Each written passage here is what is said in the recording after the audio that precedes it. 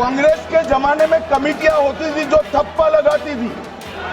हमारी कमेटी चर्चा करती है, चर्चा के आधार पर विचार करती है और परिवर्तन करती है। ये सिंपली एक प्रॉपर्टी का मैनेजमेंट का विषय है। ये कोई मुसलमान अपना ज़कात देता है, फितरा देता है, उसको हम पूछने वाला कौन होते हैं? You are actually bulldozing the legislation, sir. This type of legislation bulldozing is not happened in this house, sir. Sir, members have to. Why that, sir? You need to give time for amendment, sir. सामने रखा आपके द्वारा ये bill joint parliamentary committee को दिया गया, जिसका विपक्ष का भी बड़ा आग्रह था। कमेटी ने इस पर सुविचारित रूप से अपना मत प्रकट किया। वो जो मत प्रकट हुआ, वो मत फिर से कैबिनेट के सामने गया।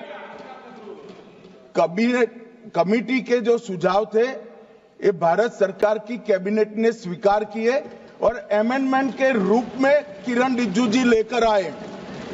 ये तभी होता है जब ये ऑफिशियल अमेंडमेंट कैबिनेट की अनुमोदन के बगैर आता है। मान्यवर, मैं नहीं मानता इसमें कोई पॉइंट ऑफ ऑर्डर है और आपका ही आग्रह था कि कमेटी जॉइंट पार्लियामेंट्री कमेटी बने। अगर कमेटी ने कोई बदलाव ही नहीं करने हैं तो ये कांग्रेस जैसी कमेटियां नहीं, हमारी लोकतांत्रिक कमेटी है मान्यवर, जो दिमाग चलाती है। कांग्रेस के जमाने में कमेटियां होती थी जो थप्पा लगाती थी। हमारी कमेटी चर्चा करती है, चर्चा के आधार पर विचार करती है और परिवर्तन करती है। अगर परिवर्तन को स्वीकार ही नहीं करना है तो कमेटी काहे को लिए है भाई? अध्यक्ष महोदय जी, ये वक्फ बोर्ड का जो प्रावधान किसी मस्जिद, किसी मंदिर, किसी धार्मिक स्थल का व्यवस्था का कोई लेना देना नहीं है। ये सिंपली एक प्रॉपर्टी का मैनेजमेंट का विषय है। ये कोई मुसलमान अपना ज़कात देता है, फितरा देता है, उसको हम पूछने वाला कौन होते हैं?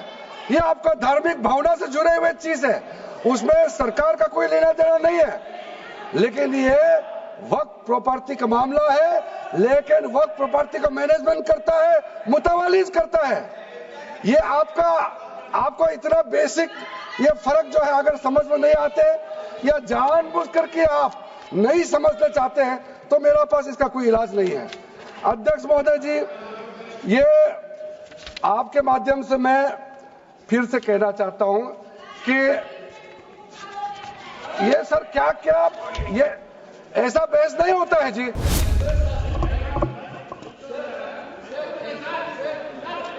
हाँ, बोलिए। This type of bill, when you are bringing it to the house, at least the members has to have the power to give amendments. Yesterday, what happened, sir? This bill has been brought into the notice of member only around afternoon.